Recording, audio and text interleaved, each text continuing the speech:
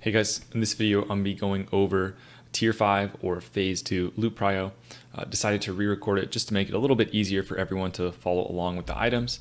The first version was a little tough to follow, so without further ado, I'll be going through all of the loot for Phase 2. Now, the most important thing, and as we're going through when we're talking about items, the important thing is to make sure we're giving, the really good best in slot items to the classes that they're best in slot for. You want to consider items that are best in slot for more than one phase. And then also, obviously, you want to make sure that when you have two classes that are both going for an item, it's sometimes useful to know which class benefits much more than others. And in conclusion, the whole point of the video is to give you an idea of how good each item is for every class, so that when an item drops, who should get it. So with that, let's get right into it and start with the trash drops and some of the patterns. We'll start first with the patterns. There's two types of patterns in Tier 5. They both drop from SSE and Tempest Keep, so there's a bunch of different patterns. You've got leatherworking patterns, you've got blacksmithing, and you've got tailoring for the armor items that you're going to be creating. Now there's boots and belt for almost every stat combination. The boots are bind on pickup, and so it's really important to note that if you give someone the recipe for a pair of boots, they cannot craft it for everyone in the guild. So you need to make sure you're not giving the pattern to the guild tailor or the guild blacksmith. You need to actually give it to the person who wants the item and has the profession for it. So for example, you might have your guild tailor as a warlock, but if the boots of the long road drop, you don't want to give them to your warlock because it's bind on pickup cloth healing boots, and the warlock makes no use out of it. So you actually want to go out of your way to try and find out, okay, who are the tailors in the guild, and who's going to benefit from it, who can craft it. So that's important. Now the belts are completely different than the boots. The belts are BOEs, and they use nether vortexes where the boots do not. So nether vortexes are these items that are going to drop from trash, and you're going to get up to several per boss sometimes dropping. And what you're going to use is these nether vortexes are going to be used to craft the upgraded blacksmithing weapons like Deep Thunder, and also you've got Dragon Strike, Dragon Maul getting upgraded to Dragon Strike, stuff like that. But you've also got all these new patterns. So the strategy, like I mentioned, for the boots is give them to someone who can use them and expect them to craft them and equip them, and no one else will get them. The strategy for the belts is it's really not important who is prioritized on the belts. It's more important to think about where the nethers should be going. So let me give you an example, right? It wouldn't really make a lot of sense to get really into the weeds on who should be prioritized for Belt of Blasting. This is a belt that's BIS for every caster. There's not really a real reason to break down a real long order of who should get it in what order, because as soon as the pattern drops, you can potentially make multiple. Right, so who's first and second and third is not as significant when you factor in that, well, you could make 3 belts the first day that it drops, or 6, or who knows how many belts you can make. So the idea is these nether vortexes cannot be traded, so they're bind on pickup, and you want to make sure that when you're raiding, you're going to first give the nether vortexes to your blacksmith warriors and rep paladins. I would make Dragon Strike first, and then you make the Lionheart Executioner. The reason why I would recommend using the nether vortexes on Dragon Strike first is because when we get over to the Eye or Tempest Keep, you're going to see that the Twin Blade of the Phoenix is this really amazing two-hander that Ret and Arms it's slightly better than the blacksmithing weapon, even when upgraded. So if you happen to kill Kael'thas early on and get this to drop, you wouldn't need to make the blacksmithing two-hander anymore. So for that reason, I would recommend using the nether vortexes on Dragon Strike first for Fury Warriors, and then moving on. And then I guess if you've got anyone in the raid using a blacksmithing one-handed axe, something like that, something that is BIS for them, like if you've got orcs using the one-handed axe for expertise, they can make that next. But once you get through those blacksmithing weapons, you're going to have all these vortexes dropping, and you're going to have nothing to do with them, right? Because in all likelihood, you're not going to have gotten many patterns yet. So what you're going to want to do is, generally speaking, you're going to want to start throwing a ton of vortexes towards your tailor. Because of all the patterns, Belt of Blasting is the one that is the most used. So for example, Red Battle Belt is nice and all, but you're generally only going to make 1, 2, or 3 per raid. Something like the boots, or rather the Belt of the Long Road, there might be 2 to 3 healers that maybe would be interested in this potentially. But when you look at the Belt of Blasting, we're talking, 6, 7, 8, 9, 10 even casters. Every caster wants this. So it's a little confusing how it works, but long story short, give the vortexes to people to make their blacksmithing weapons, prioritize the one-handers, then use the nether vortexes, start stacking them on your tailor until you get a pattern to drop. Then just start giving vortexes to whoever's got the pattern. So for example, if the Belt of Utter Darkness drops, or the Belt of Deep Shadow rather, if this belt drops, hey, might as well allocate some vortexes to it, craft it right away. So it is a little confusing, but just give the vortexes to a tailor until a pattern drops, then make the patterns that people need. Okay, moving past the vortexes, let's get into actual loot. First up, we have the Boots of Unending Courage. This is trash loot in SSC, doing SSC first, then Tempest Keep after, obviously. I'm not going to dwell too much on these items that are, pretty obvious who it should go to. This should go to a Holy Paladin. Give it to them, move on. Pendant of the Perilous. This is a BIS item for warriors and rets. I would recommend giving it to warriors first because they benefit more from the crit, and rets have a few options in neck that are a little bit closer. But there's also like enhancement shamans could use it even though it's not BIS. Their BIS neck is really hard for them to get. So I would go warrior, then ret, then enhance. Next, we've got the Spyglass of the Hidden Fleet. Now, this is a stamina trinket. It has less stamina, and it has an effect that's kind of neat, but has less stamina than all the other, like the engineering trinkets. So I would generally give this to a tank that potentially does not have an engineering trinket as your first priority. Maybe a bear would be the most likely to not have it, although they might not often use a stamina trinket. They've got a new armor trinket coming out in phase 2, and a lot of times, they like to use like a second threat trinket, something like that. So just find a tank that could use it, but not a big deal on this item. Next, we have the Wild Fury Greatstaff. Now, this item is BIS for your bear tank. Your bear tank might not want to use it in some situations because it's BIS mitigation, right? You can see crazy amount of stamina, crazy amount of armor, dodge, AP, not, no expertise, not as much offensive stats. So this potentially might not be even used by your bear, but make sure you give it to your bear before your cat because it is more of a tank item. But this is more of a mitigation option. Next, we'll go to the first boss. We have Hydros the Unstable. First up, we have Robe of the Hateful Echoes. This is not best in slot for anyone. Basically, give it to anyone. There's a lot of classes that can't even use this item. Something like a Shadow Priest wouldn't even be interested in this because they have Frozen Shadow Weave. So just try and give this to biggest upgrade. It's just a temp item, not BIS for anyone. Not really a big upgrade for anyone. So just try and find somebody who's missing a decent chest and get them the robe. Next, we have the Wraps of Purification. These are BIS for your cloth healers. They are not that far from BIS for some of the other classes as well.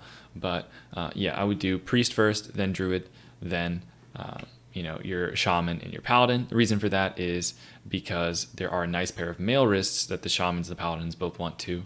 But if anything, I would give these to Paladins, Shamans before Paladins because of the MP5, and because when we get to the wrists, you'll see they're a little bigger upgrade for the male wrists are actually a bigger upgrade for Holy. So I would say Priest, then Druid, then Shaman, then Paladin for healers, but not a big deal, honestly.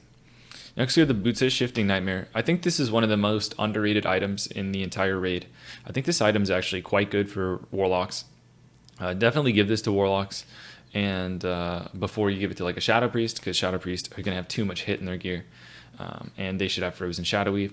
So definitely a strong item for a warlock, but a lot of Bis lists are going to show the boots of blasting as being better. I do think the boots of blasting are maybe slightly better, but these are very close. I would consider these like neck and neck with boots of blasting.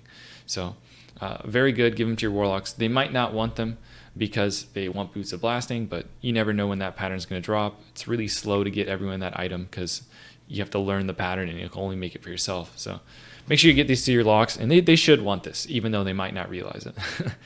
You think you do, but you don't. But yeah.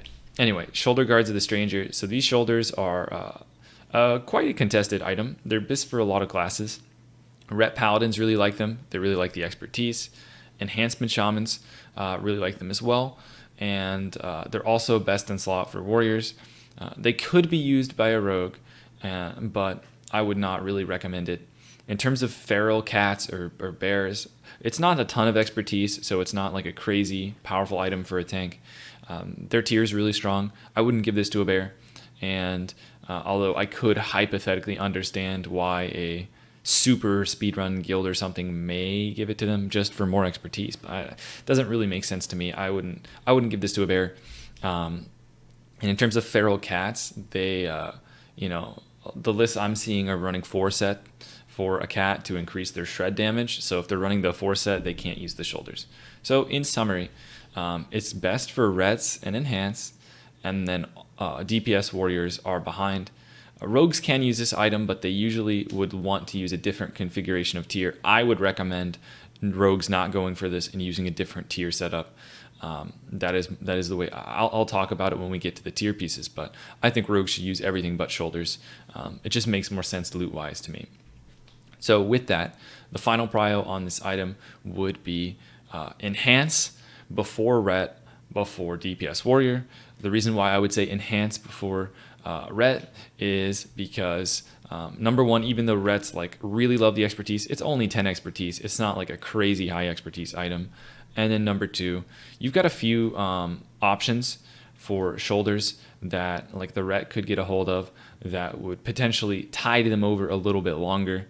The shoulders are a pretty massive upgrade for the enhance, but it's pretty close. You could do enhance equal ret, or enhance is slightly, prioed above ret on the shoulders. Next, we have the Black Fathom War Bands. These are quite a nice pair of wrists. They're actually, due to the int and the healing and the lack of MP5, I would say these are better for a Holy Paladin than they would be for a Shaman, and that might seem a little backwards, but just consider an item like the Wraps of Purification. I would rather these be on a Resto Shaman than on a Holy Pally, and I would rather this be on the Holy Pally. So it's not a big deal, but I would say Holy Pally before Resto Shaman on the wrists. I think the MP5 reasons, right? If you look at how good wrists are for paladins and shamans, this is a bigger upgrade for a paladin too from their previous bis, whereas shaman, it's a pretty minor increase. Next, we have Ranger General Chest Guard. This chest is also another one of those items that's going to drop and everyone's going to moan and groan about how terrible this item is, but it's actually good, right? The Ranger General Chest Guard is not best in slot, but it's better than tier 4 chest for warrior. Even though it's got 30 intellect, it's better than their tier 4 chest coming in from the previous phase, and as such can be used as a nice temp upgrade for a warrior. You could also potentially give this to something like a ret or an enhance as a temp upgrade. You're likely not going to be giving this to a hunter, as kind of the consensus opinion on hunters is that they're not replacing their 4 set Beast Lord until they have 4 set tier 5. So your hunter, there's a decent chance he wouldn't even use this. So give it to biggest upgrade. It's not bis, but any combination of warrior, enhance, and or ret. If you've got a tie, you could potentially lean away from the enhance because they're getting their tier chest before the other 2 classes would. Next, we have the Bright Helm of Justice, Holy Paladin. Not much to say there. Next, we have the Paladins of the War Dancer. Now, this is quite a good item. I say quite a good item. It is very close to Bis, another one of those items that people might not have on their Bis list, but very close to Bis. And I would definitely recommend giving this to warriors before Rets, because Rets should be getting Shoulders of the Stranger before warriors. Again, if you just have to be put in a position where you've got a warrior and a Ret in front of you, you'd rather have the warrior with these and the Ret using these, right? The warrior is more likely to pull threat, more likely to want the tankiness, benefits more from the crit, and the Ret less likely to pull aggro, and also, benefits from the expertise more. So that's why I would say for these Shoulders, definitely go DPS warrior before Ret. Next, we have the Idol Crescent. Not Bis. Give it to your Resto Druid. Sure. Ring of Lethality. Now, this is a really nice ring. There's a lot of classes that would potentially want this ring. I would recommend giving Ring of Lethality over to your classes that benefit from agility first. And there's another ring that we're going to talk about from Kael'thas that does not have agility on it. I would recommend giving this to the classes that don't benefit from agility as much, like your warriors, your enhance, and your Rets, and the classes that really like agility, like your hunters and your rogues and your, potentially your ferals, would be more interested in this item.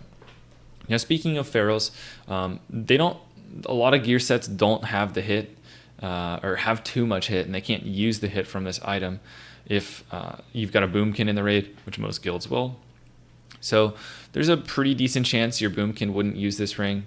Tanks really like Shapeshifter Signet, so even a bear tank, there's a decent chance they wouldn't have the slot for this. So generally speaking, Ring of Lethality should be Rogue and Hunter.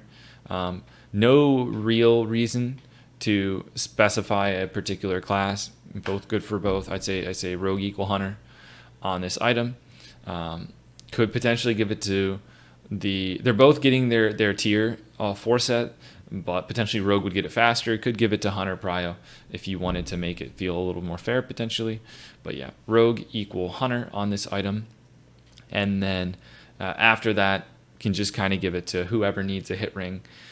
Would recommend going towards a class like potentially a Druid if they need a hit item before other classes because of the agility. This could be used by a tank, but the other ring has more stamina from Kael'thas, would probably be a little better candidate for something like a warrior tank. And even then, they've got other options as well. So mainly just Rogue and Hunter on the Ring of Lethality. Next, we have the Band of Vile Aggression. This is an item I would recommend looking towards your bear and your prot warrior.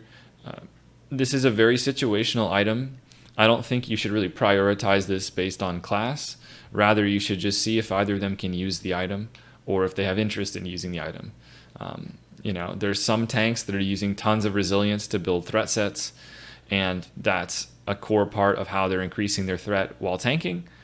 There's other tanks that are just going full-on defense, full-on mitigation, and going much more defensive approach. Just depends on the guild, depends on, what's going on in the runs. But yeah, I would look to Prot Warrior and Druid. This is a nice item though for a threat set. Next, we have the Living Root of Wildheart. Basically, this item gives you a special buff in each of the Druid forms. Give it to whoever wants it. It's not on any BIS list, and it's kind of a cool thing. But yeah, give it to whoever wants it. Maybe you've got a Druid with a terrible trinket. It's maybe a fun item. Speaking of terrible trinkets, this item's also terrible. Give it to whoever. You maybe give it to a Prot Pally because they can press it and get a lot of crush immunity or something. But yeah, or get a lot of progress towards crush immunity. But yeah, not a good item. Next, we have Fathom Stone. Fathom Stone is only BIS for one class, and that is Warlock. Technically, some lists might specify it for a non-arcane mage spec, but mages are going to be going arcane in this tier due to how powerful the tier 5 set bonus is. But you could potentially consider, I suppose, a non-arcane mage. But this is really going to Warlock. It's a small upgrade. It's not a big deal. Just give it to biggest upgrade amongst the Warlocks. But yeah, Warlock Prio on this one, and not actually a very good item. BIS, but barely. Next, we've got Lurker Below. Court of Screaming Terrors is not BIS for any class, but it can be a nice temp upgrade. Give it to the people that either don't have access to a crafted belt, or maybe didn't get the belt from like Mulgar in the previous phase, or don't have Belt of Ruination. But yeah, just give it to biggest upgrade. I would tend to lean towards maybe a class like a Shadow Priest. It depends. Sometimes they have too much hit already, but at the very least, at least it's not wasting crit on the item, and could be something like that. But go biggest upgrade on this one. Next, we have the Velvet Boots of the Guardian. These are best in slot for Elemental Shamans and for Arcane Mages. They both can't really benefit from the hit from the belt or the boots of blasting, so they go with the Velvet Boots of the Guardian. So BIS for those. I would say potentially prio to, it can be equal prio, but maybe slight nod to the Arcane Mage over the Elemental. You could definitely give it to the Elemental though if you want to keep them happy, since mages are getting a 4 set. But on paper, it would be better for the mage than the shaman. In terms of fairness, you might want to give it to the elemental shaman first, because they're watching the mage get a full 4 set. Might feel better to be ahead on an item like this. Next, we have the Grove Band of Remulos. This is BIS for your Resto Druid. So Resto Druid prio first, then whoever, Next, we have the Boots of Effortless Striking. These are not really good at all, but you could give it to your bear, and they might use it when they need higher stamina in their setup. These do have a lot of stamina, but they also would rather just use, most of the time, Karazhan boots with high armor from the previous phase if they're going for mitigation. If they're going for something like a threat, a lot of times like an Edgewalker long boot would be better. So not really good, but give it to your bear. No one else can really use it anyway, but not a good item. Tempest Strider boots, Resto Shaman before Holy Paladin. Not actually best in slot, going off most lists. I doubt you'll find many lists that show this as best in slot. It has a ton of MP5 though, so it can be nice for long fights. But yeah, Resto Shaman before Holy Pally, but they might be interested in a different pair of boots we'll talk about soon. Next, we have the Glowing Breastplate of Truth. Give it to your Holy Paladin. Not BIS, but an item nonetheless. Not a very good one, to be honest, but it's there. It has a ton of crit, though, and a ton of MP5. It's a good for a long sustained fight. Pretty poor, and high int too, but pretty poor for a short fight where they want high healing. Next, you have the Bracers of Eradication. This item is really good for your DPS warriors and your Rep Paladin. Just double check that your Rep Paladin can use the hit if you do decide to give it to them. I would say equal prio unless your Paladin can't use the hit. And if they end up using the Gruul wrists, obviously you probably would want to give this to a warrior instead. Next, the Librum of Truth. Not BIS. Give it to your Holy Paladin if he wants it, but not a best in slot item. Next, we have the Choker of Animalistic Fury. This item is not best in slot either. It is good for Hunter and Warrior. Both of them are going to be interested in necklaces in this phase that could be potentially hard to get. You've got the Hunter neck coming from the Kael'thas orb, and you've got the Warrior neck coming from a trash drop, which, who knows when they're going to get. So I would generally tend to give this the nod to Warriors potentially because of that nice crit, and because it's a little more guaranteed that your Hunters will get the Kael'thas orb. It kind of depends when this item drops, especially. If this item's dropping and you're giving the Kael'thas orb to Hunters for necklaces, it'd be kind of silly to give this to a Hunter when they're about to get a neck. So I would tend to lean potentially towards Warrior, just because it's a possibility that you just don't see the trash drop for Pennant of Perilous, but kind of play it by ear. If you've gotten a bunch of these to drop and only one Warrior needs one, maybe give this to a Hunter instead. Next, we have the Ancestral Ring of Conquest. Now, this item is best in slot for a few classes. Essentially, a lot of rings have hit on them, and this is one of the few rings that doesn't. And there's several classes that are looking for a ring that doesn't have hit. That includes a DPS warrior, that includes a DPS cat, and that would also include a Ret Paladin. A lot of the configurations of BIS are using this item because they just have too much hit and they can't afford to drop it anywhere. So with that, just make sure you're giving this to someone who actually would use it, because if they're using double hit rings, and they need those hit rings, they wouldn't use this. But yeah, you can give it to DPS warrior, rep paladin, and feral cat equally. Just give it to someone who can make it work. And then also once you've done that, you definitely might see some interest from a tank warrior. Might want this item for a potential threat set. Although keep in mind they'd always use Shapeshifter Signet, and to be honest, probably more likely to use something like a Band of Vile Aggression before they started using this. But certain configurations of gear can end up using the Ring of Conquest. It is best in slot in some setups for tank too. So look to your prot warrior, and then maybe after that your bear tank as well. They probably won't want it though. Next, we have the Seal of Danzalar. This is really quite good for your protection paladin. They really like this item because in a threat set, they want damage and healing. They still want to keep their stamina high, but they also don't want to be crit. And the best way to not be crit is with resilience. So this is actually a really nice item for a heavy threat set for a prop pally. Give it to your prop pally first. After that, this ring is really not that good for PvP, to be honest with you. It just has so few offensive stats, but could potentially maybe be something that maybe a PvP druid would want because of the armor in bear form. But for the same reason, you might see a druid in PvE might want it too. So definitely give it to your prop pally first, then see who wants it. Maybe you've got a druid that wants to try tanking with it for a threat set or something. It's hard to justify because they have so many dead stats on that 25 healing and damage, but you might see most interest from like a resto druid that PvPs. They might want this. Next, we have the Earring of Soulful Meditation. Just give this to your healing priest. It's a cool little trinket, but not something that is going to be on a bunch of bis lists. Next, we have the Mallet of Tides. This item is really amazing, actually, for a prot warrior. No one else really wants it. Will be a waste on a prot pally, so I would start giving it to warrior off tanks. Or a DPS warrior that might slap on a shield.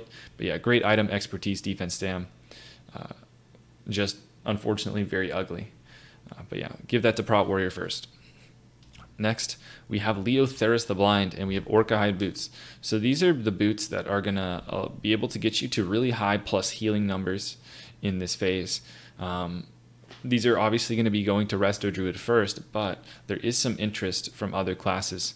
I mentioned before on Lurker that you have these Tempest Strider boots. Notice how they only have 51 healing, whereas the Orca Hide boots have 73 with 2 sockets. So if you're playing a Resto Shaman, in shorter fights, you'd actually be very interested in the Orca Hide boots because they give way more healing than these boots. And a lot of lists are not even going to show Tempest Strider as being bis. They're going to go straight to Orca Hide. So Resto Shamans are interested after Druids. In terms of Holy Paladins, I would say that they probably have better boots than your Shamans, but I could potentially see a Holy Paladin having some interest in these boots, again, if they're looking for a really high plus healing set. So definitely go Resto Druid first, followed by Shaman, and Paladin last. Next, Coral Barbed Shoulders. Not bad. Not bis, but definitely a nice filler item for a Resto Shaman. Give it to Resto Shaman first, as Holy Paladins have another offset pair of shoulders they can look to as well. True Aim Stalker Bands. These are best in slot for Enhancement Shaman, and they're close to best in slot for Hunters. Give these to Enhancement Shamans first, and then Hunters. Not every list might show these for Enhancement Shaman. Just know that these are like equally good as the leather wrists. It just makes more sense to give these to Enhancement because they wouldn't be bis for anyone else. So even if you might, your enhanced might be like, hey, these leather ones are on my bis list. These are basically the same thing in terms of damage, but they're male, so no one else can use them but them. So definitely give this to your enhanced first, then Hunter. After that, it could go to something like a red or a warrior even too, but I would just give it to whoever needs it most. Girdle of the Invulnerable. This is an interesting item. I would probably lean towards giving this to a protection warrior over a protection paladin. Just depends who really wants it more. The belt has shield block on it that from the previous phase from Morose, which is really nice for the paladin. Although this does have a decent amount of avoidance with the defense, the parry, and the dodge. You could argue that the Morose belt has strength, which is slightly better for the warrior. All in all, it's kind of a wash. But the one thing that you can use to kind of potentially be a tiebreaker is if we go back to the trash loot and we look to the belt of the Guardian, you can see that this is actually a really nice belt for a paladin. So I would generally lean towards giving this to your warrior first in the event that that other belt drops. And in that situation, you would give it to, you would use that on the paladin, and then this item might be wasted if you had given it to them. But your warrior also might elect to go for a PvP belt. He might not even want it, so just double check that he would even use it. But warrior before paladin. Next, Tsunami Talisman. Now this is a kind of confusing item, to be honest with you. It's not actually best in slot for a lot of classes, but it is still quite good. The only classes that it is technically best in slot for would be something like a feral druid DPS and a warrior. Pretty much, you with Dark Moon card, Crusade on the horizon. You've got Rep Paladins and Enhancement Shamans with less interest in this item than you'd think. You also have Hunters and Rogues favoring other trinkets in their actual BIS lists. So in summary, I would, first of all, never give this to a rogue, even if the rogue doesn't have DST. It's kind of just a waste on them. Bloodlust Brooch is almost the same thing. And in the eye, they're going to be looking for the Warp Spring Coil, which is amazing for them. So it doesn't really have a place for the rogue. It's not BIS, and also like not even great, even if they don't have DST. But for other classes, I would look to give Tsunami Talisman to the people who don't have DST. It's not going to be a big deal for that many of not a huge upgrade for that many classes, but it would probably mean a lot to the people that don't have DST or aren't getting it. So I would use Tsunami Talisman as like a little something to the people that don't get DST. And if you can't find anyone that would use a big trinket upgrade that doesn't have DST, then I would give it to warriors and feral druids, as it is on their BIS list. You could go straight to them, but I have a feeling that people that aren't getting DST would be a little sad to see like a warrior with DST and Tsunami Talisman while they have nothing. So give it to people that don't have DST, and then also feral DPS and warriors want it as well. Next, the Fang of the Leviathan. This is your caster weapon upgrade. I would give this one to the two classes that want this are Warlock and Prot Paladin. I would definitely give this to Warlock first in almost every type of guild. It's potentially possible in like a speedrunning guild, you'd really want to get this on your Paladin right away. But in most normal guilds, you'd want to give this to your Warlock.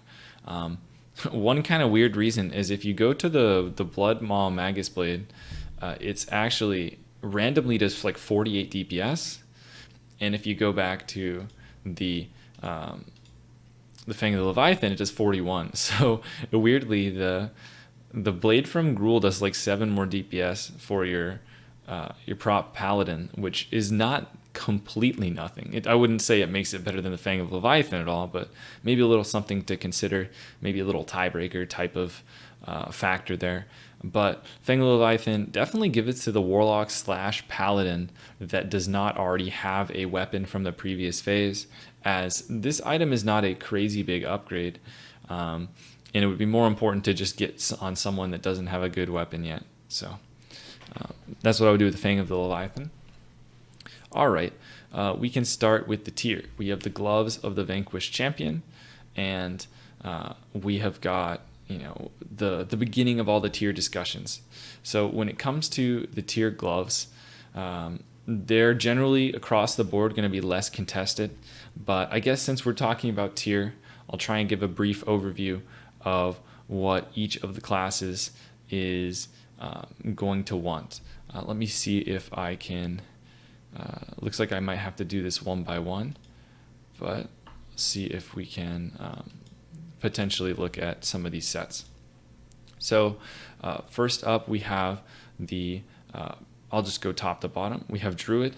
So Druid is going to want 4 to 5 pieces of their tier.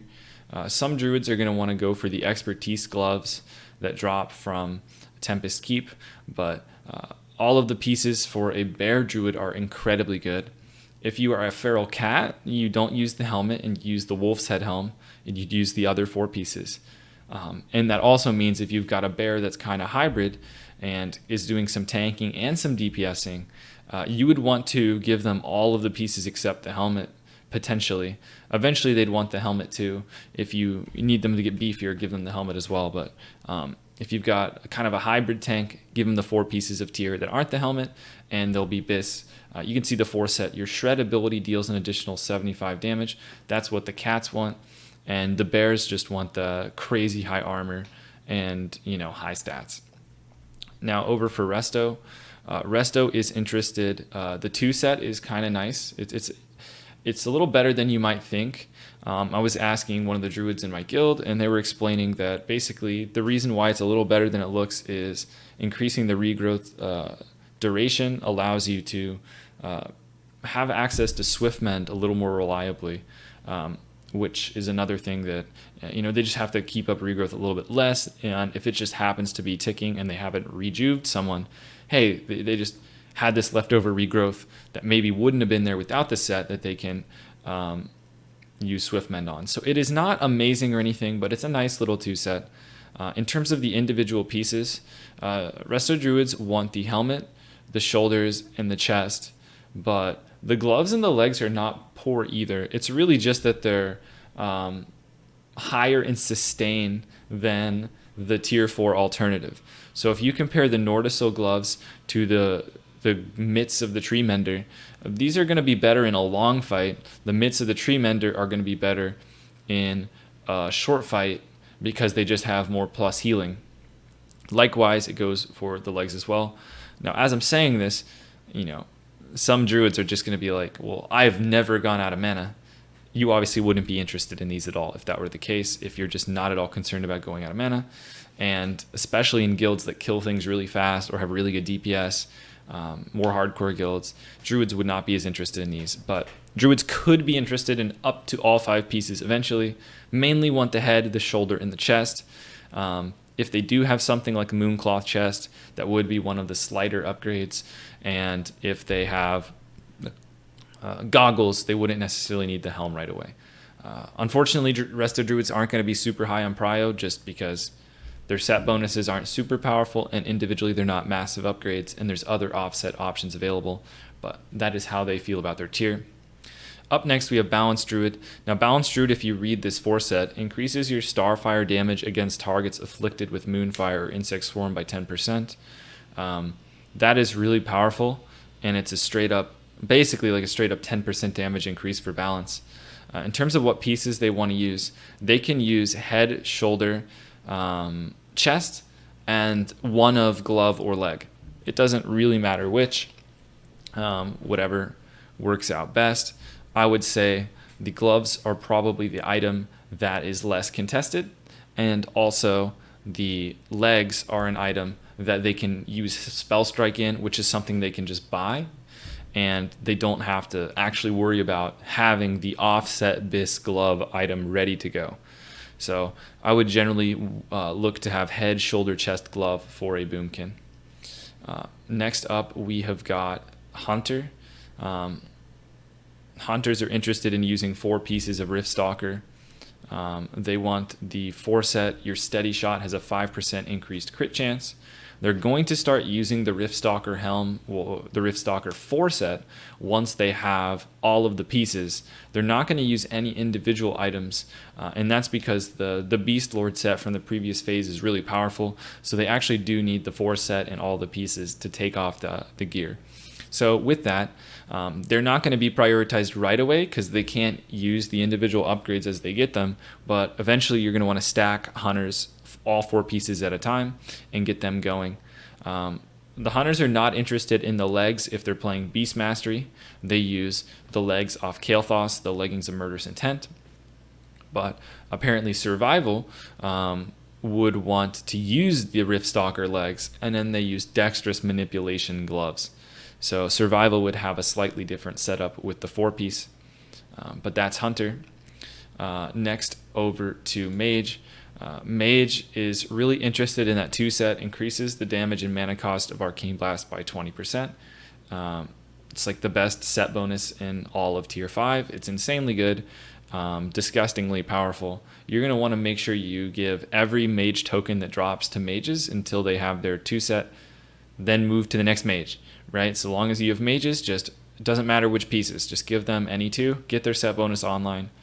Eventually, once you've cleared for a little while longer, you're going to want to have your mages using head, shoulder, chest, and leg. Technically speaking, some mages might look at Abyss List and come to you and say, hey, I want to get the Vashj chest.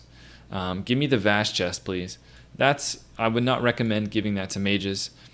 Mages are already getting the 4-set. They're already going to get a lot of loot. We're going to talk about the staff from Kael'thas. That's great for mages too. This chest is really best on a warlock, and it would be, I would say, a pretty big waste to give it to a mage because they don't really need the hit. And arcane mages already struggle with having too much hit, and you're going to see that the set bonus chest doesn't have any hit on it. So it's nice to use this chest, help them not overcap hit, and it's just better that the chest goes from Vashj, that really valuable chest that you don't know how many times is going to drop. It's really important that goes to warlocks. So eventually you're going to want your mages using head, shoulder, chest, leg. But you really just give them any of the pieces they can get their hands on until they get the 2-set. Once your mages have the 2-set, all of the mages have the 2-set, you start completing 4-sets. So for example, let's say you have got 2 mages in your guild. You're going to give, let's say you kill the first boss, you kill Leotheris, and you can trade stuff later in the fight, but you kill Leotheris, you kill Carathas, you kill Void Reaver, and you kill Lady Vashj. You should have 2 pieces on one mage, 2 pieces on the other. They should both have their 2-set. And next week when you come back in, you're actually going to have a huge increase of power. You potentially even, to be honest with you, could try and have your mage go turn them in and like summon them back as soon as you get the second piece. And potentially mages might want to keep, maybe a spell thread on hand, maybe a helm enchant on hand, in case you want to do that strategy. But I'm just trying to paint the picture that this 2-set is disgustingly powerful. It's very important that your mages are getting the 2-set very rapidly, and it's very important that that is the top priority. All right. After mage, we have paladin. Now, paladins for prot, I would say this is going to be one of the more varied, opinions when it comes to the tier pieces. You're going to find some BIS lists that are using like 5 pieces of tier. You're going to find some BIS lists that are using 3. Some lists use 2. Depends what you're looking at, but kind of easy one is the legs are insanely good for paladin. Every list is going to have a paladin using these legs. They're ridiculously good. So that's the piece that every prot paladin is going to want. The gloves are a pretty common one as well. It's definitely best in slot for threat, although there is a better mitigation glove. For the chest and the shoulder, some lists are going to continue using the tier 4 shoulder and chest. It gives them the set bonus that increases their like judgment damage or something. And then it's just statted a little bit more effectively. This chest has block value. Tier 4 chest has shield block rating. And if you know anything about paladins, shield block rating is really good for them being crush immune. A lot of people like the Justicar chest. When we come to the shoulder, you're going to see defense, parry, and healing. And if we go to the Justicar one, we've got shield block. Again, shield block being seen as better than the parry. The Justicar shoulders actually have more plus damage as well than the Crystal Forge. So in conclusion, I would not prioritize your protection paladin on the shoulders or the chest. I would move them towards the back.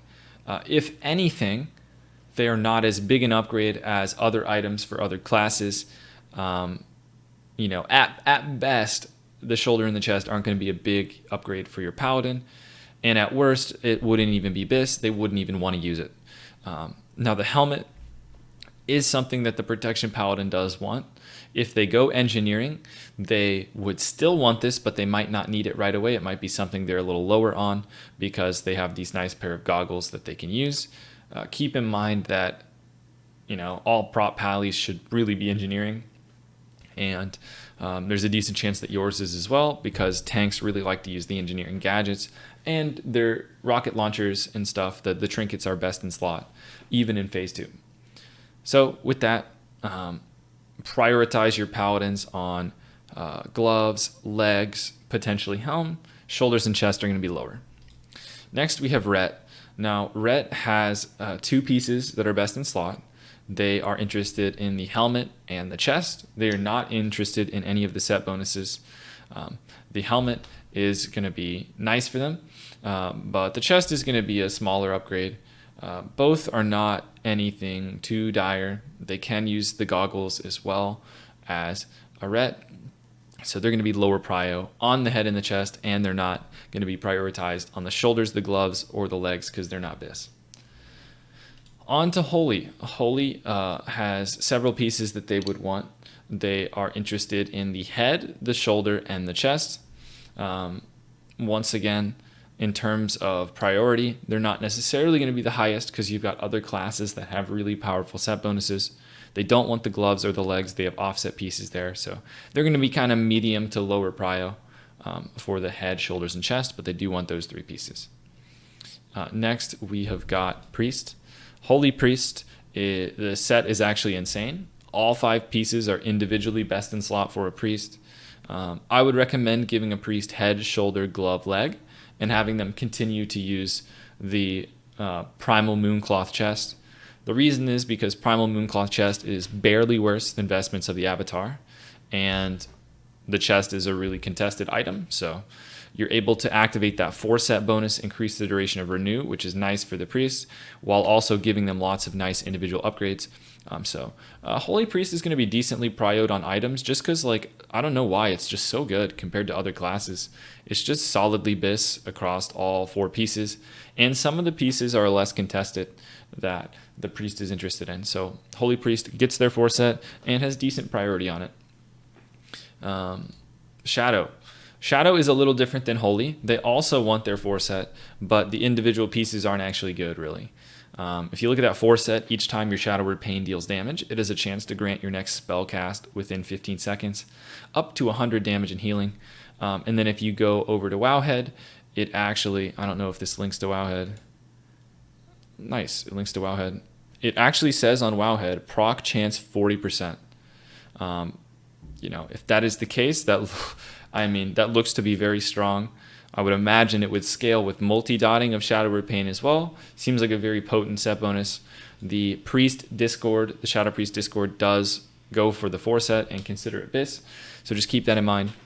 In terms of priority, Shadow Priests really can't afford to be super high on priority just because they don't really want many of the items until they get the 4-set. In terms of 4-set, a lot of lists are going to show using head, shoulder, chest, and legs, and using offset gloves. I would recommend against that. I would recommend giving your Shadow Priest shoulder, chest, glove, leg. The reason for that is the helm token is very contested, and the glove token is not. Making that slight adjustment where you give the Shadow Priest the glove is not going to cost them very much damage, but instead is going to potentially allow someone else to get a nice helmet piece, whereas these gloves just wouldn't be used. Potentially would also allow your Shadow Priest to get the 4-set on and up and going quicker if they're using the gloves. So that's what I would recommend for your Shadow Priest. Just keep in mind that you either want to try and get them their 4-set maybe all at once, or trickle them the pieces that other classes don't want and then finish their set. But giving them something like shoulders and chest, and even legs, they're not really super interested in those items. They are not individually better than stuff they have. All right, next we have got the Rogue. Rogue has an extremely powerful 4-set. The 4 set saying your attacks have a chance to make your next finishing move cost no energy is extremely powerful. If you guys know anything about Rogue, their finishers also have chance to proc other effects. They have a talent that says their finishers have a chance to refund 25 energy, depending on how many combo points they spend. And they have a talent that has a chance to give them an extra combo point. So not only does this potentially give them a free finisher, but that free finisher can proc combo points, can proc energy, and if they get another proc, they can just go again. According to spreadsheets, this seems to be extremely powerful, and it's just extremely good.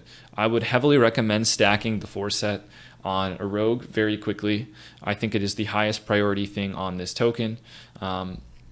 If their mage was on the same token, it would be a different story. But amongst the rogue, paladin, and shaman, rogues definitely benefit the most from the 4 set. And they also have a little awkward gearing situation coming in from tier 4 content where they're using a lot of set bonuses. And if you give them all 4 pieces, it just makes their gearing really easy. If you trickle them 1 piece at a time, a lot of times they can't even incorporate them. The legs are worse than Skulker's Greaves. The gloves and shoulders are both quite good, but if it breaks their waist walker and they don't have the corresponding matching piece, it actually doesn't really do much for them.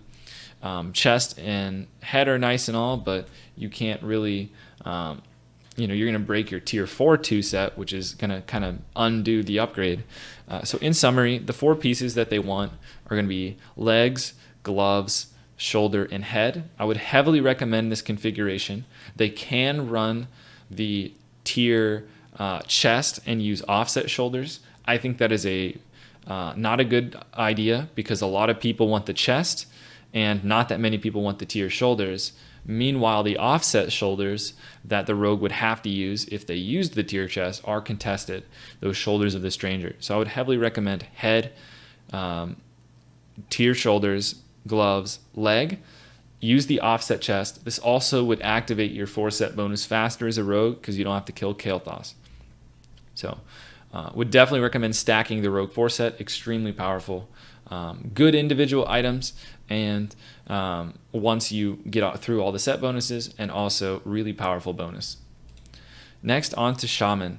So for enhancement Shaman, they're interested in their 4 set. They want the head, the chest, the gloves, and the legs.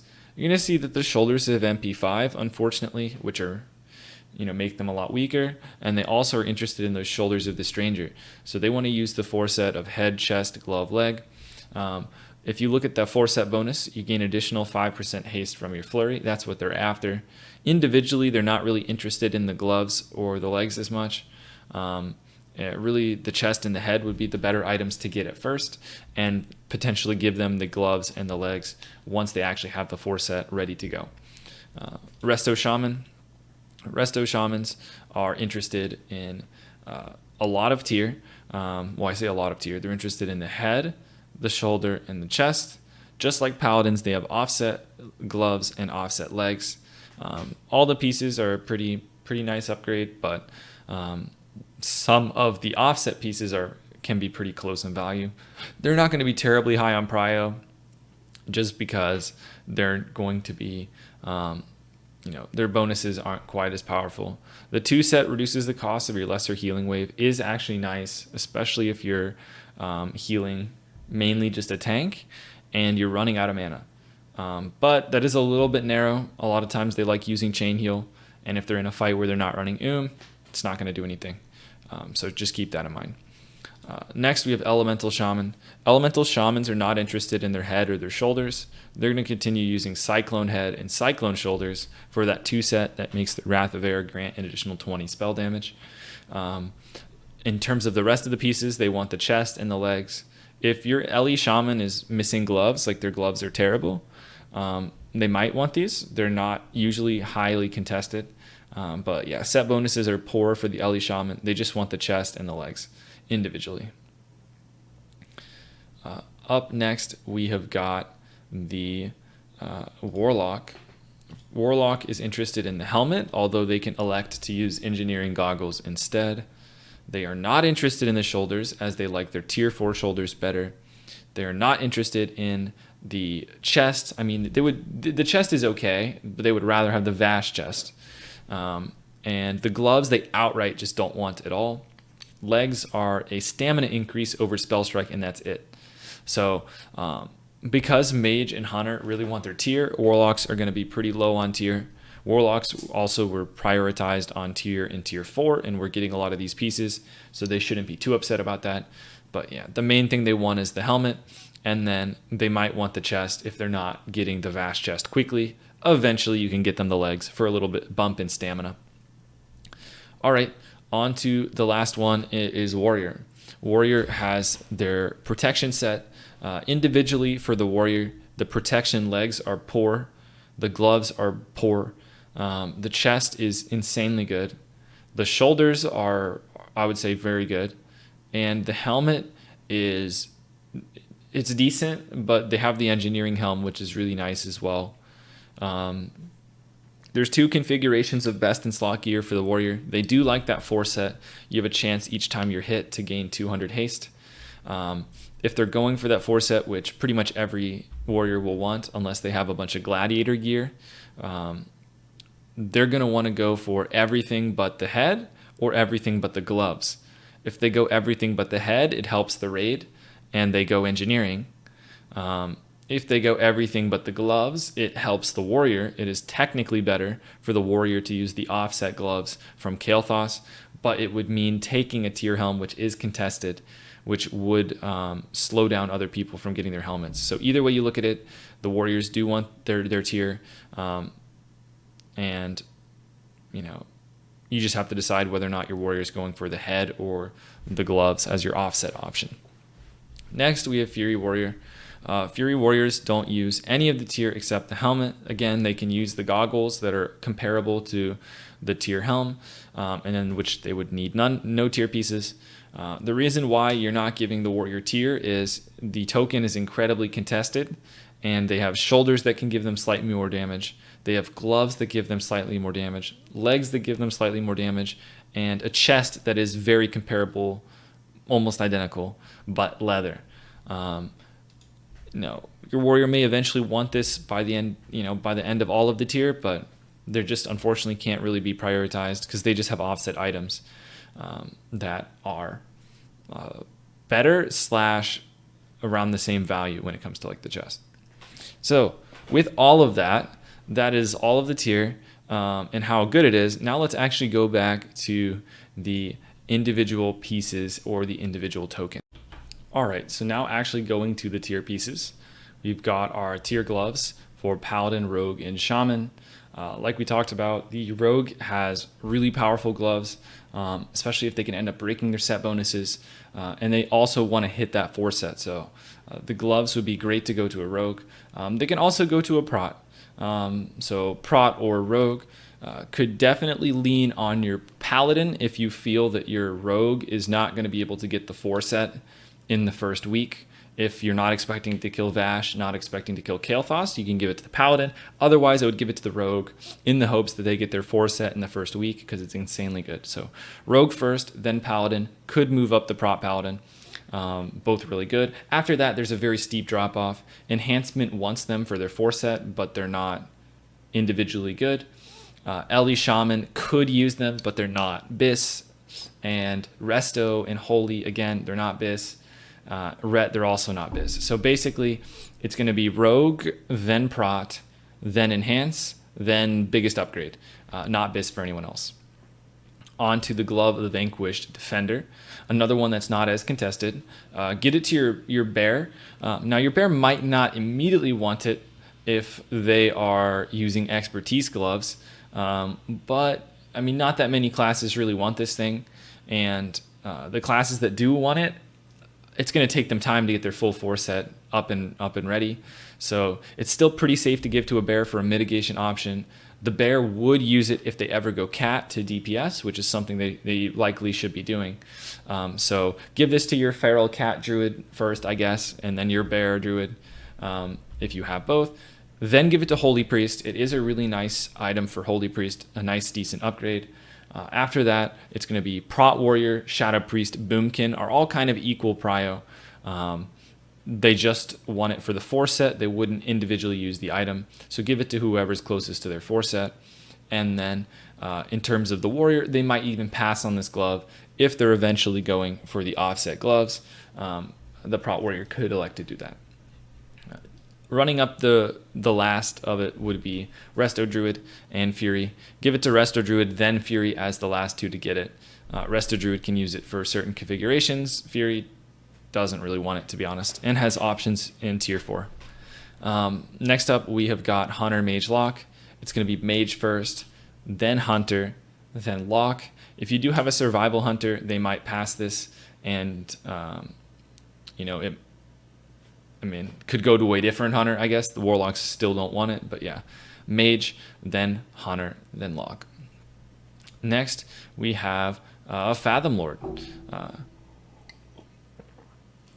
So these boots are actually really strong. The Soul Strider boots are best in slot for your Clothy, and they're also not too bad for a Druid as well if they don't have their Orca Hide. Even if they do have Orca Hide, keep in mind Orca Hide have 19 Spirit, and Soul Striders have 33 Spirit, which is a tremendous amount of Spirit. These would be better in a longer fight, even for a Resto Druid, if they're looking for more sustain. So just keep an eye on that, but definitely Priest then Druid on this one. Bloodseed Brigand chest. Now, this is a chest that is best in slot for Rogue. It's best in slot for Warrior, with the asterisk that they also like their tier chest, but they're probably not getting their tier chest, as we talked about. So essentially BIS for Warrior and Rogue. Between them, I would give it to the Rogue. On paper, it's harder to replace, whereas the Warrior can use something like Ranger General chest, and the Warrior is going to be able to use something like the Krakenheart breastplate.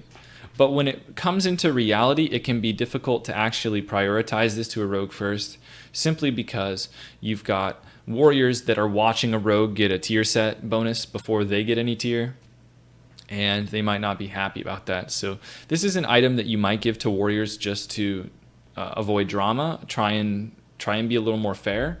But on paper, it would be better for a Rogue due to the fact that the Rogue has less alternative options, especially because you don't want to give them the tier 4 or the tier 5 chest. And the Warrior has a few backup options that are almost as good as well. Next, we have the Frayed Tether of the Drowned. This item is insane for a Prot Warrior. No one else really wants it. Prot Warrior first, then whoever. Next, we have the Fathom Brooch of the Tidewalker. Give this to a Shaman who wants it. Not a great item. Next, we have the Sextant of Unstable Currents. You can give this to a caster that does not have the eye from Quag, from Slave Pence Heroic. Besides that, I saw a list say it's BIS for Fire Mage. Who knows, man? I have no clue. Maybe a Fire Mage would want this. Maybe. Don't know. Give it to whoever wants it, though. World Breaker.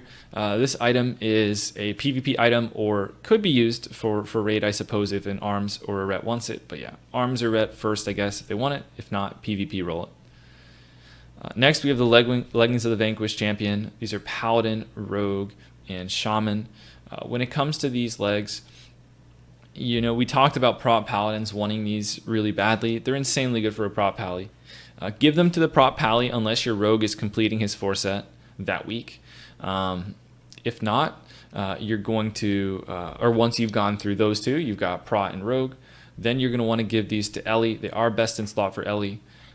You could, again, give it to an Enhancement Shaman first if they're completing their 4-set bonus, but Ellies are probably going to get it first. Then you give it to Enhance, because it is best in slot for them as part of their 4-set.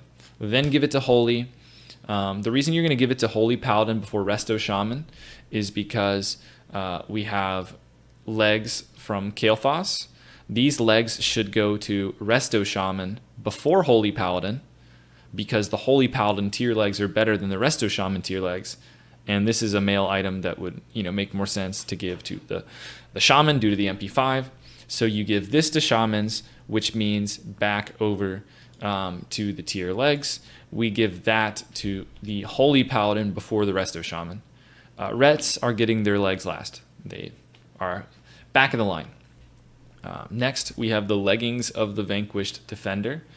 These are very powerful for a bear, so they're going to be bear priority first. They're individually best in slot for a priest and help them work towards that 4-set bonus for holy.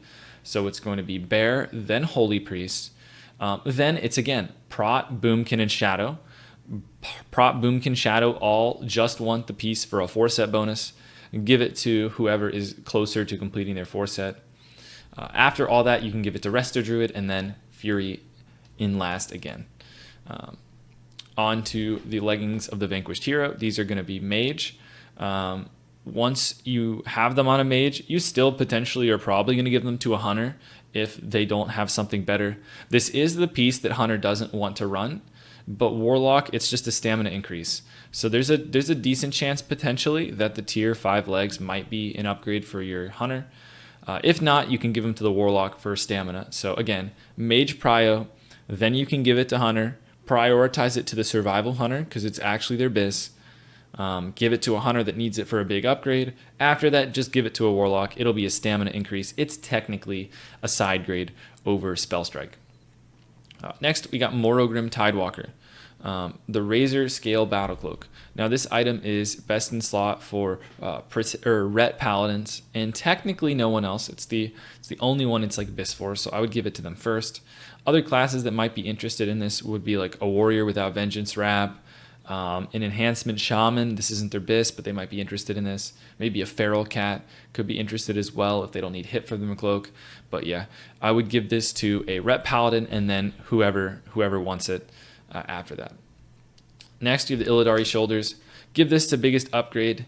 Realistically speaking, it's going to be a Boomkin because every other class has shoulders that they don't really want to give up from tier 4. Or they're a mage and they're getting tier 5 shoulders really fast. So I would look to your Boomkin first as a temp upgrade. It's not Bis. Then give it to biggest upgrade. Might not find anyone though on this one. This is a Resto Druid chest. Not best in slot, but a temporary item that they can use. Mantle the Tireless Tracker, another temporary item. Can give this to a Warrior or an Enhance or a Ret. Give it to biggest upgrade. I would lean towards giving it to Enhance potentially first because they don't have access to the Pauldrons of the War Dancer. But just give it to biggest upgrade in all likelihood on that one. Girdle of Tidal Call, again, give this the biggest upgrade. It is going to be decent for a class if they do not have the Mag Therodon belt, if they're a plate wearer, or if they don't have the Gruul belt, if they're like an Enhanced Shaman. So biggest upgrade between Enhanced Warrior and Ret. Next, Pauldrons of the Argent Sentinel, Holy Paladin. Not much else to say. For these boots, these should be Warrior Prio, then Ret after. Ret have multiple boots they're interested in. Warriors really just want these. Pendant of the Lost Ages. This should be a PvP role. Reduces the duration of any silence or interrupt used against the wearer by 20%. These boots this neck is insane in PvP. Both healers and casters are going to be interested in this at PvP. Do not give this to a raider. It is a complete waste unless literally no one PvPs. Very powerful in arena, very powerful in battlegrounds, very weak in raid. Next, Ring of Sundered Souls. Not a great item to be honest. Prot Warrior probably before other tanks. Give it to someone who wants it, but your Prot Warrior might not even use it. Technically, it would be Bis mitigation, but Band of the Vigilant. This increases your resilience, your spell crit, and your healing. I don't really see a great application for this, to be honest, besides just giving it to a healer. So give this to healer. Could give it to a prop paladin that's struggling to get the Seal of Danslar to drop. That would feel a little weird. Yeah, probably just healer PvP role. Next, Serpent Coil Braid. This is an insanely good trinket. Give it to your mage. Maybe give it to your pumper mage that's better at using trinkets or something. I don't know, but it's insane for mage. Just know that's an important item. But yeah, it's mage only, so not much to talk about there. Talon of Ashara.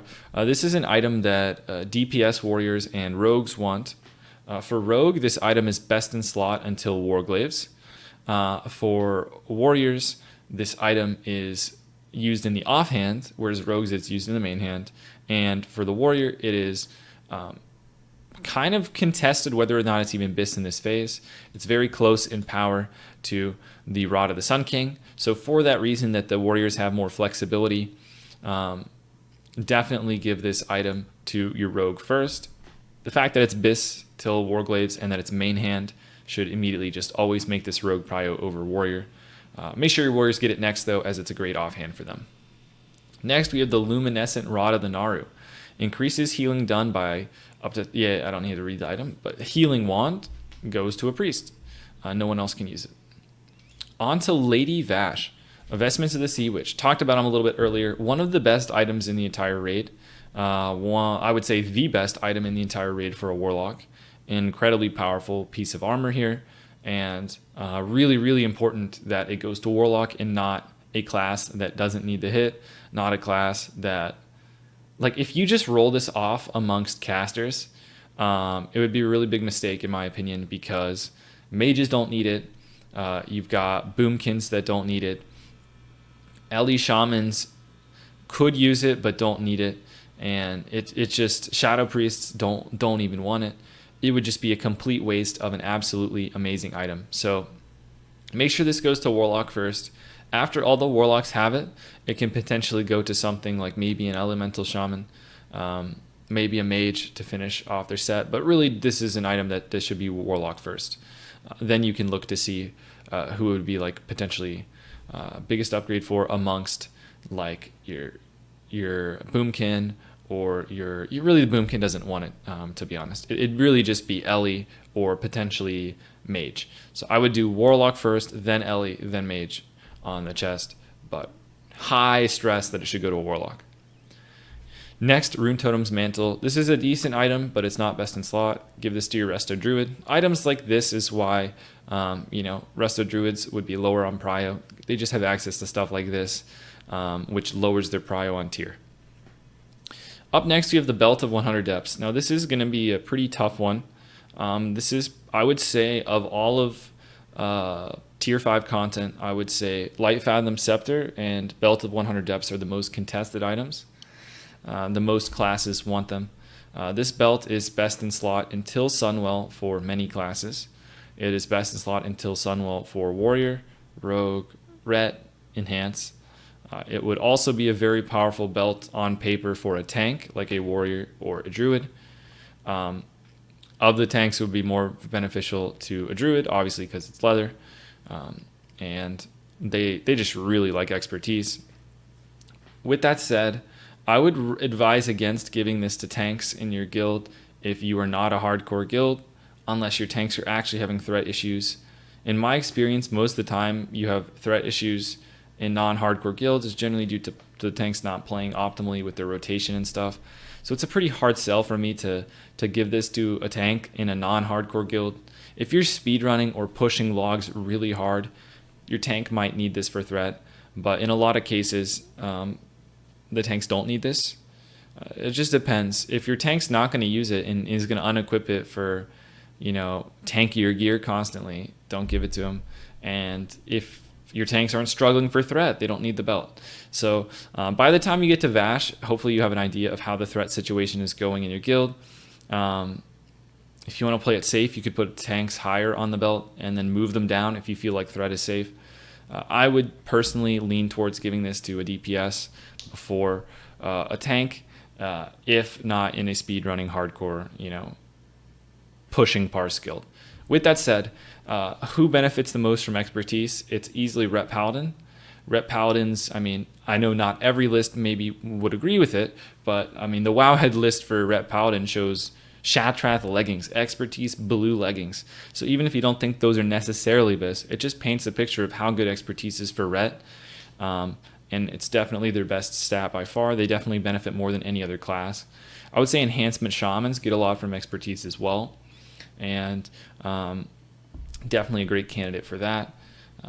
Besides that, another class that would benefit a lot from the belt would be something like a feral druid, a feral cat specifically. Feral cats, the only other belt that they can really use is the belt of utter darkness, and in a lot of cases they have too much hit to use this. These are the boots, the belt of deep shadow. A lot of times they have too much hit to even use this item, so the difference between the belt of deep shadow and the Vashj belt would be absolutely massive, especially if you don't need the hit. So You notice I haven't mentioned a couple classes. I haven't mentioned Rogue. I haven't mentioned Warrior. Rogues and Warriors benefit the least from the belt. They benefit from expertise the least.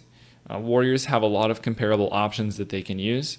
Rogue can actually use that crafted belt that we just talked about. They're not going to run out of hit, whereas other classes might not be able to.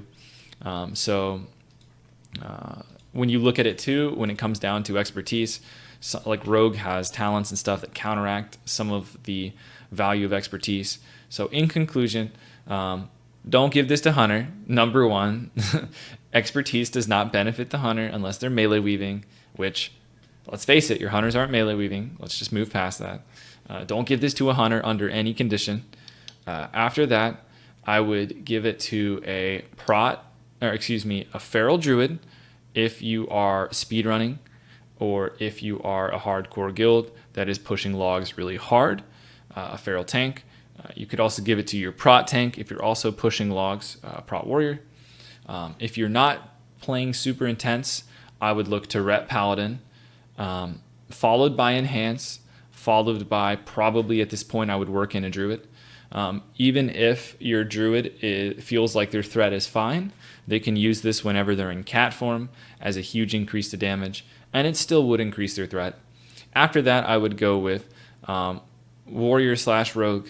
I would lean towards Rogue over Warrior due to the fact that Warriors also have a trash belt that they can use. The trash belt for Warrior is kind of similar power level to the trash belt for Rogue. It's kind of a stalemate. It's just that the trash belt for Warrior would let them use plate.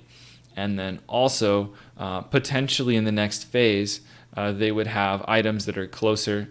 It's really more of a minor detail, but there is going to be a belt called the Bone Weave Girdle that is not better than Vashj belt for a Warrior. But once your Hunters have this, it could go to a Warrior, and it would make the gap between Vashj belt smaller. I feel like Warriors have the most options in terms of belts. So in conclusion, for Vashj belt, again, it's contested. It's an item a lot of people want. I would say your main tank in a speedrunning guild,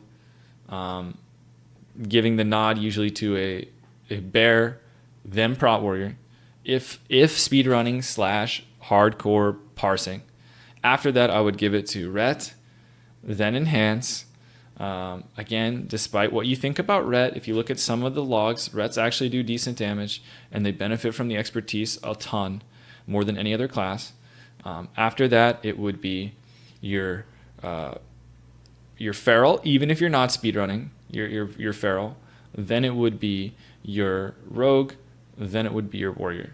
And then I would personally give it to like a Prot Warrior last, if they are not struggling with the threat at all in a non-hardcore speedrunning guild. Again, a very contested item, but I think that is the most fair way of doing it. Next, we have Cobra Lash boots. These boots are best in slot for Hunters. Ret Paladins might also have some interest in these.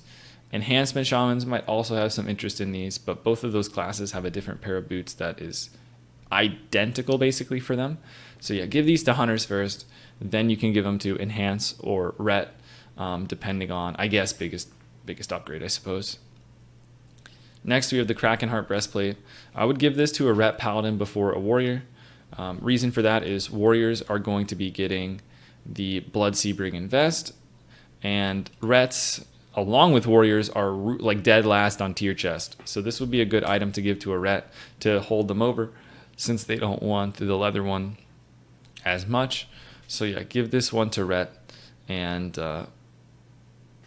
it'll maybe keep them happy. Next, we have the Glorious Gauntlets of Crestfall. These are bis for your Holy Paladin. Give them to them. Onward to the Ring of Endless Coils. So this item is pretty good. It's best in slot for some casters. There's going to be some casters that don't have interest in this ring. I would never give this to a mage, first and foremost. There's no intellect on it. This is mainly going to be a ring that's going to be used by your warlocks, your Ellie Shamans, potentially your Boomkins, And Shadow Priest would be lower on this because, again, it doesn't have any int, and it doesn't the crit doesn't benefit them really at all. So definitely be giving this. This is honestly not a big item. I would give this the biggest upgrade just because of how insignificant this is, how little of an upgrade this is in the next phase. It's really not that amazing of a ring. It can help if you have too much hit, and it allows you to use double crit rings. So give it the biggest upgrade. Who can use the crit? Don't give it to someone who's struggling as a caster to hit cap. But yeah, I would say equal prio between Lock, Ellie, Balance. Not a huge item. Give it the biggest upgrade. Even though it does drop from Vashj, it's not a big upgrade. Not a very big deal. We have the Coral Band of the Revived. Now, this ring is really powerful for healers, but you're going to have to give it to your druids and your priests first because of the spirit. So druid equal priest, and then whichever, holy and resto would be equal afterwards. Next up, we have the Prism of Inner Calm. I would probably give this to a warrior so they can do some crazy wreck plays and not generate any threat. That would probably be pretty cool. Other than that, just give it to whoever might have a use for it. But yeah, probably a DPS warrior first. Next, Fang of Vashj. Give this to a dagger rogue if you happen to have one. If you don't, this looks to be a powerful item for a tank as their dual wield offhand. The reason for that is because 21 expertise is a lot, and expertise is the best stat for a tank, and for threat wise, which is what they want if they're dual wielding. It also has stamina on it, so this is a decently powerful option for a dual wielding tank, potentially good in the offhand. Could also give it to rogues for PvP after that. Next, we have Light Fathom Scepter. This item is really, really powerful for healers. It's best in slot. It's the biggest item for healers in the phase. It's not really close. I would say Light Fathom Scepter is probably the biggest drama item in the entire raid. Belt is probably up there, but less people will probably care because it's a belt. This is a weapon. The belt is bis for longer, but it's a weapon. Weapons always bring out the worst in people, as they say. But yeah, Light Fathom Scepter, really powerful. Would technically be slightly better for a Resto Shaman than any other healer because of the MP5, and they have the most mana problems. But it's not really worth considering, to be honest, on an item like this, because it's bis by a long shot for everyone. It's not like it's twice as good for Resto than anyone else. It's not. It's just maybe slightly better. Too minimal of a thing. So give this to your best healer. Give this to a reliable healer. And then maybe try and make up to the other healers by giving them some other pieces. So, if a priest isn't getting Light Fathom Scepter, maybe they're getting a bunch of tier. Maybe they're getting Coral Band of the Revived. If you're a Resto Druid and you're not getting the Light Fathom Scepter, maybe getting the Cloak we'll talk about from Kael'thas, which is insanely good as well. But yeah, just know that when you're divvying out the mace from Vashj, that it is insane for healers and it's the best item and it's not really close. All right, on to, so again, no priority amongst classes, give it to the best healers. Next, Serpentshrine Longbow. This bow is very, very good for Hunter, and Hunter prio first. DPS warriors would be interested afterwards. Next, we have the Helm of the Vanquished Champion. So now we're getting to some of the helm tokens. Some of these are going to be more contested, and so it's a little more important where you give these rather than like the legs and the gloves that we've talked about previously. When it comes to the helmet, we talked about how the prop paladin would be interested, but potentially could use goggles. Holy paladin will be interested, but no crazy bonuses that they're going for. Ellie shaman not interested at all, and really just at the top would be rogue. Rogue would be the number one to get this by a landslide. You don't necessarily have to give it to them if they have goggles until they have their 4-set ready. That is an option, but once they're getting ready for their 4-set, and especially if you're stacking it to them in like the first week, give the rogue the helmet. After that, we go to enhancement as it's bis and would help them get to their 4-set. After that, I would say Ret, Holy, and Resto are all equal. These are classes that don't really have huge benefits from their set bonuses, and also it's just individually best for all of them. So Resto, Holy, and Ret equal. After that, I would put Prot towards the bottom of the list again, because Prot is much more incentivized to go goggles than the other classes I mentioned. They should be engineering. They should have the rocket launcher. So they should have goggles. Even though they are BIS, I would prioritize them a little bit lower. Just like you wouldn't prioritize a caster that should have tailoring gear, you probably should be prioritizing the paladin a little bit lower because they should have engineering. Not to say they'll never get their tier helmet if they don't go engineering and all that, but they should be a little bit lower. Elemental is going to be dead last, as they should be using their tier 4 helmet. Next, we have the Helm of the Vanquished Champion, another heavily contested helmet. You're going to see when we talk about this that everyone wants this, and this is why Shadow Priest, I would recommend not giving this to a Shadow Priest and having them use a different setup of tier to save a helm token. Bear, this is incredibly powerful for a bear, but you might not want to give it to a tank that is more of an off-tank bear that plays more of a hybrid role, as they are going to take this off when they go into cat for fights and are using the shape-shifting helm. So bear would be top prio if they're like a main tank or something, but if they're not, you could move them down. After that, I would say balance druids and holy paladins would be next, as it is BIS and helps them with their foreset. Below that would be prot and shadow, again only if they're actually using the foreset. Some prot warriors, and how I recommend shadow, would not be getting their helmet until they get the foreset, and they also would be, potentially should just use a completely different setup. So I would recommend against using the tier helm for priest, for shadow priest specifically, and your prot warrior doesn't need this until they have foreset if they elect to go for this item. So you're probably going to leapfrog them in a lot of cases straight to Fury, so that Fury can get their helmet. It is a nice upgrade for Fury. Again, they could be engineering, which is about equal to the helmet. But if they're not, it's a big upgrade for them. And then Resto Druid would be last again, even though it's BIS for everyone here. Again, it's just the case that it's just so contested, and it's the slightest upgrade for them.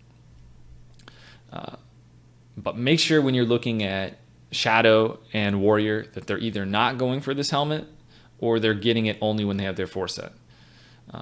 Next, we have got Helm of the Vanquished Hero. These are always easier than the other tokens. It's Mage, then Hunter, then Lock.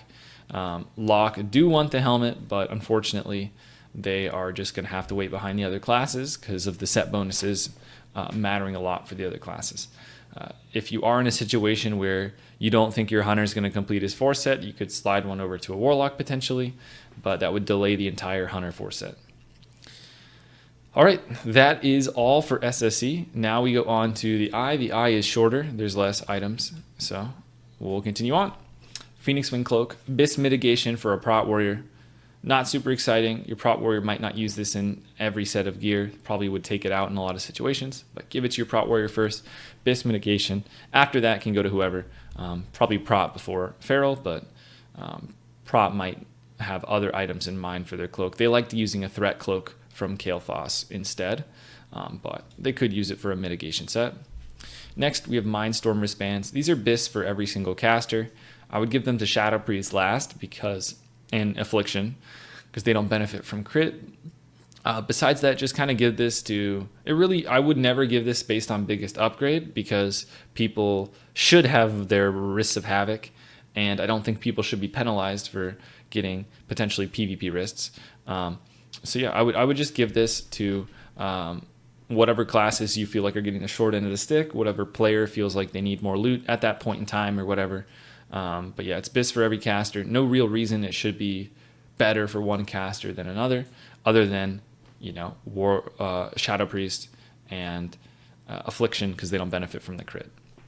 Next, we have the Gloves of the Searing Grip. These are nice expertise gloves. I would give these to a feral tank if they want them for threat, or a prot warrior if they want them for threat first. I would give it to Ret Paladin first, unless you're having threat issues. After that, I would give it to a prot warrior or a feral tank. After that, you can give it to a warrior DPS. Warrior DPS aren't as interested in this glove as other classes, because while it technically can be BIS, they need to have the glove and the shoulder from Hydros in order for the amount of expertise to add up right, so that it actually is BIS. It has to do with how expertise works, how you only get value from whole number of expertise. You get 4 expertise per rating. So it's a little complicated, but long story short, gloves of the Searing Grip are only bis for warriors if they have the gloves and the shoulders, and even then it's like basically a tie. And they're sacrificing plate armor for leather armor for barely any damage when they're reducing their survivability. So I would not give these to warriors until the other classes have them because it's just so minimal. But don't forget about them because it probably will be on their bis list. Next, Firecrest Breastplate. Give this to your Resto Shamans and then your Holy Paladins after. Not bis, but a filler item nonetheless. Up next is Band of Alar. This is a nice ring for your Paladin and your Shadow Priest. These are the classes that want this. Hypothetically, you might see some interest from a mage in this item, an Arcane Mage, but the Arcane Mage has the ring from Prince, and they also have the ring from Karazhan Reputation that are both really powerful and basically tied / better than Band of Alar. So I would give Band of Alar to your Shadow Priest and your Prop Pally. Again, can give it to Prop Pally if he's struggling with threat. Otherwise, give it to your Shadow Priest first. Next, the Phoenix Ring of... After that, you could give it to Mage, but I would give it to those other classes first. All right, anyway, back to the ring. 24 int healing MP5. This is a nice ring for your non-spirit users. Again, reason being, the spirit users are going to be using Coral Band of the Revived, and the MP5 users, like your Pally and your Resto Shaman, they're going to be going for the other ring, the Phoenix Ring of the Rebirth. Between the classes, you could give a slight nod to a Resto Shaman. They would benefit from the MP5 more, but it does have a lot of int, which is also pretty good for Pal. So it could be equal, could be slight nod to Resto Shaman on the ring. Talon of Alar, it's a bad trinket for Hunter. Do what you will with this. Get your sharding ready. Give it to your spell power Hunter. Next, we've got Tome of Fiery Redemption. You can give this to your Prop Paladin. It's kind of cool for farming. Kind of a cool little effect. If that 5-minute cooldown is actually the case, then it's really bad, but it looks like that's just a bugged tooltip there, and that it's on a 45-second cooldown on a 15% proc. So kind of a cool little item for potentially a Prop Paladin. But yeah, I'd give it to a Prop Pally first, but not really a bis item. Could be something nice for them though. On to the Talon of the Phoenix. So this is an item that is best in slot for enhancement shamans in the main hand, and it is also going to be best in slot for hunters. Obviously, you want to give it to the shaman first because they attack with it, and the hunter would get it next. Survival hunters have on their list the Netherbane instead because it has agility for their main hand, so you don't have to give this to a survival hunter. The Claw of the Phoenix is going to be bis for hunters, so give that to hunters first. After that, maybe a rogue would want it for PvP offhand, maybe offhand for like a warrior tank if they don't have a good one yet, something like that. But you're not going to have a lot to do with this Claw once your hunter has it, so definitely give this to hunter first. Netherbane, like I mentioned, if you do have a survival hunter, it would be their bis. But with that said, I would potentially look to give this to a warrior or an enhancement first as a nice upgrade before giving it to something like a hunter. It is, unfortunately, you always have the idea that maybe you only see one Netherbane in 3 months or something, and the survival hunter doesn't get their bis. That would be unfortunate. They hopefully would be able to get something that's very close to bis and would just reduce their agility a little bit. But I would tend to lean towards giving a big weapon to a melee user that would actually swing the weapon. So with that, Netherbane can be used by an enhancement shaman and can be paired with Decapitator from tier 4 content as a nice little duo. I wouldn't really recommend giving Netherbane to an enhancement shaman for that reason unless you have two. If you have two enhancement shamans, I would give one Netherbane. They run that with Decapitator, and I would give the other enhancement shaman Talon of the Phoenix and Rod of the Sun King first. So potentially give Netherbane to your second shaman. If not, give it to your warrior to tide him over in the offhand. After that, give it to your hunter. If for whatever reason either wants to pass it to the hunter, they can.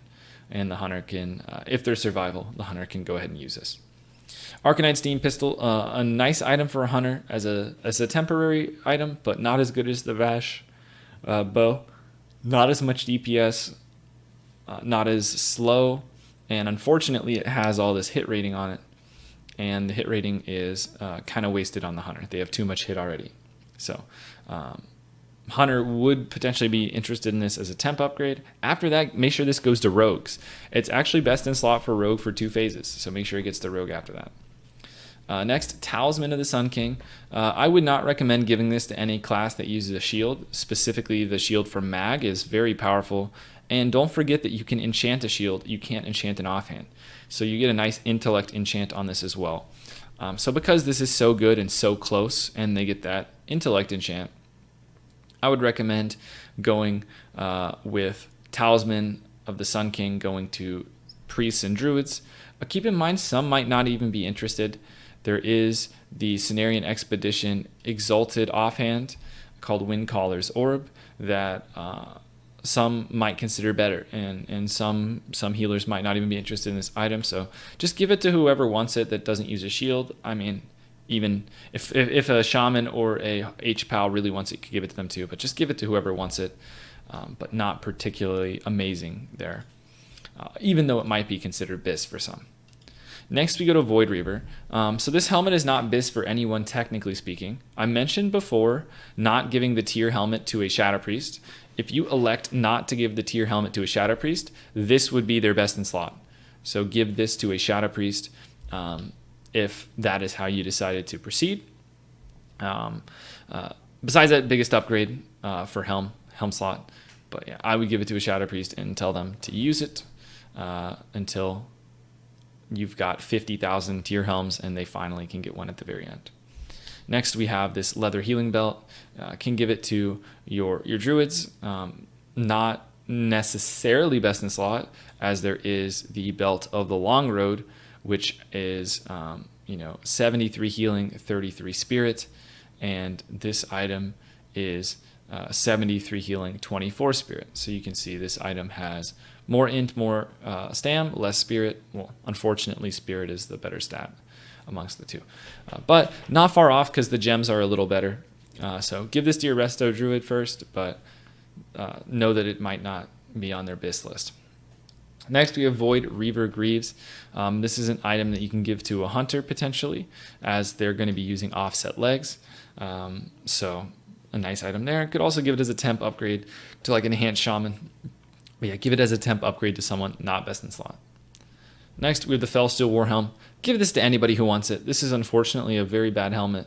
It has too much stamina, meaning it has too few offensive stats. It has too much hit, no socket. It's just not ideal. Not ideal at all. If you do have someone that doesn't have like a tier 4 helm, you can give it to them, but not a great item here. Next, the Wrist Guards of Determination. These wrists are insane for a paladin. Shield block, dodge, and just a great item all around. Give these to your prop pally. For a warrior, they don't have a socket, and their stamina is barely higher than the Van Braces of Courage from Kara.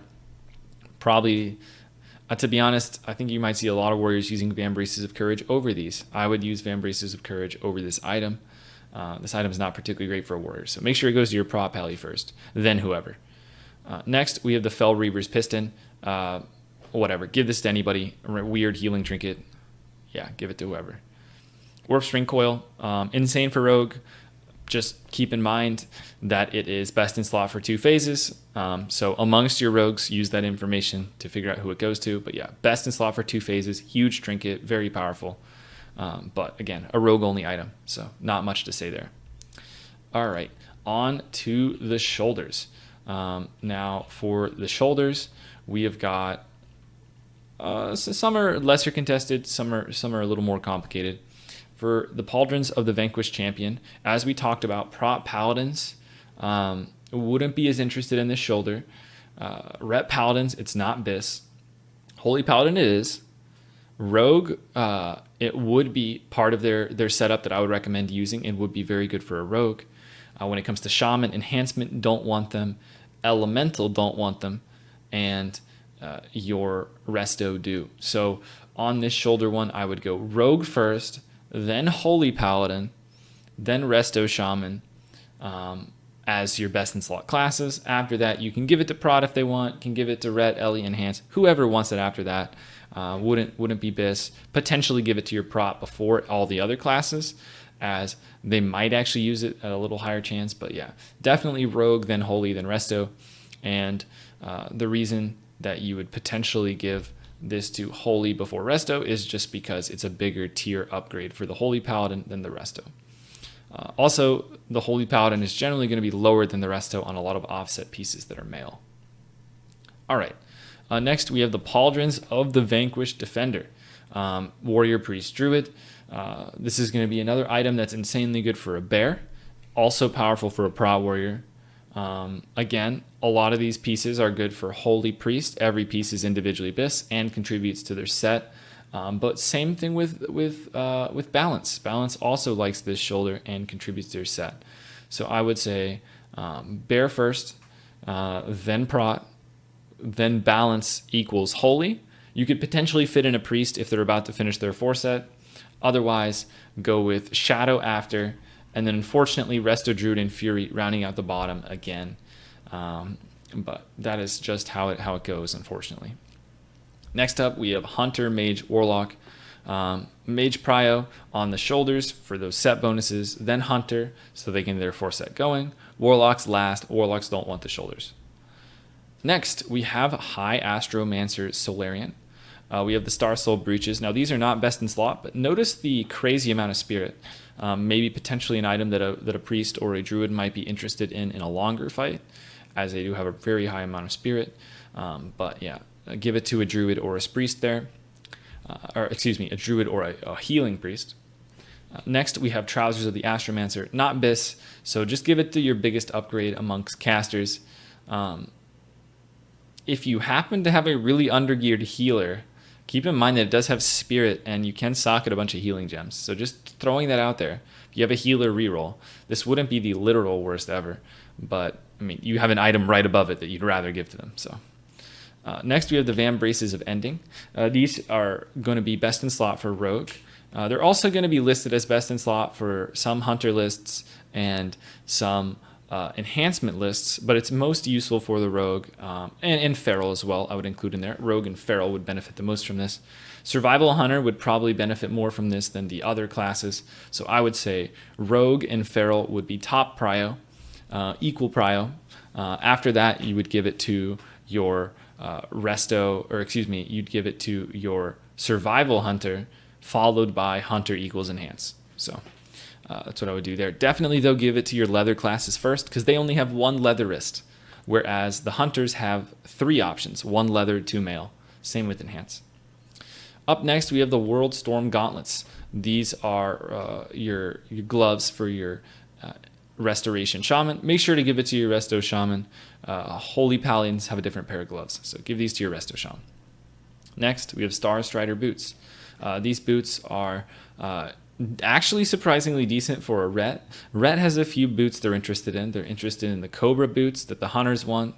They're interested in the potentially the plate boots that the Warriors want. But they also like these as well. They're all kind of about equal for the Ret Paladin. So I would recommend giving these to Ret Paladins first, as this is the pair of boots that no one else really wants. So give these to Ret Paladins. Hopefully they realize that they're neck and neck with the other boots they're interested in, and it just makes more sense this way. Might have to eventually give your Ret Paladin maybe Cobra Hide or something to keep them happy eventually. But good for Ret Paladin, and then you can give it to like Enhance or Hunter or whoever after that. Next, we have Girdle the Righteous Path. Give it to your Holy Paladin and call it a day. Following that, we have the Greaves, the Blood Warder. These are actually quite good. One of the reasons why Warriors are not going to be prioritized on the Leggings of Murderous Intent, they just have access to Greaves of the Blood Warder. And you're going to kind of notice this trend with Warriors. They have a tremendous amount of items in this raid, and as well as SSE. And a lot of them aren't Bis, but a lot of them are very close to Bis. So Warriors actually get a ton of gear in this phase, a ton of upgrades. They upgrade almost every slot, but they might be a little bit annoyed with the fact that some of the items they're getting aren't Bis. So just keep that in mind. Keep that in mind when you're kind of doing loot or a spreadsheet or something. Yeah, Grease the Blood Warrior, definitely give to Warrior before Ret. Ret would benefit more from other items. Definitely an item a Ret could use, but I'd definitely give to a Warrior first. Yeah. On to Boots of the Resilient. Shield block rating on this item. I would give this to a Paladin. If by some weird occurrence your prop Paladin happens to be a blacksmith, they can make Boots of the Protector, which are really good, but you're not going to find many blacksmithing prop Paladins, to be honest. So Boots of the Resilient are going to be going to your prop Pally, then your Warrior. Solarian's Sapphire. This is kind of a meme item. Maybe you have a Warrior that wants to try and make it work. Could try and give it to a Warrior if he's ever in like a Karazhan group with no other Warrior and a high amount of physical users. Could potentially be good utility to the group. But if a prop Warrior is ever in a group with another DPS Warrior, they're never using... their Battle Shout is not going to do much for you because they're not going to have Imp Battle Shout. So a little awkward of an item. Maybe give it to a prop Warrior. Maybe have some use for it. Voidstar Talisman increases pet resistances, increases your spell damage. This is an item. Not sure what the uses would be for this. Give it to a Warlock who wants it. Next up, we have Heart Razor. Give it to a Rogue for PvP. Give it to a Dagger Rogue, something like that. Next is the Ethereum Life Staff. Now, this staff is unfortunately not very good. It is not better than the Prince Mace, and it is not better than just a Prince Mace in an offhand. So this isn't really something that you can use as an upgrade over tier 4 healing items. It does have a tremendous amount of spirit, so if you want to go for a more sustained build, a Druid or a Priest could go for a high spirit build and use this. But yeah, more like a temp filler item for maybe a Druid or a Priest that does not have the Prince Mace from Kara. Next up, we have the Wand of the Forgotten Star. This is best in slot for 2 phases for Warlocks, which is why it should go to Warlock. Can give it to Shadow Priest after, but give it to Mage last, as Mages actually want the Magtheridon Wand instead because it has Intellect. So Warlock, then Shadow Priest, then Mage. Good item though here. BIS 2 phases. All right, on to Kael'thas. So Kael'thas has a lot of good loot, but we'll start with the top with the Royal Cloak of the Sunstrider. This is BIS for your prop Paladin and your Shadow Priest. Some Shadow Priests elect to go with a Shadow spell damage cloak instead, but this does have a decent amount of int. Some Shadow Priests might even consider this better than the Shadow Wrath cloak, even if they have one of those rare ones. So give this to Shadow Priest, give this to Prop Pally. Same deal, if the Prop Pally needs threat, give it to him. If it can work with his gear set, give it to him. Sometimes they can't fit in a certain spell power item with their gear set at a given time. Other than that, give it to Shadow Priest. Onto the Sunshower Light Cloak. This thing is insanely good for healers. It is extremely powerful, one of the best items besides the mace.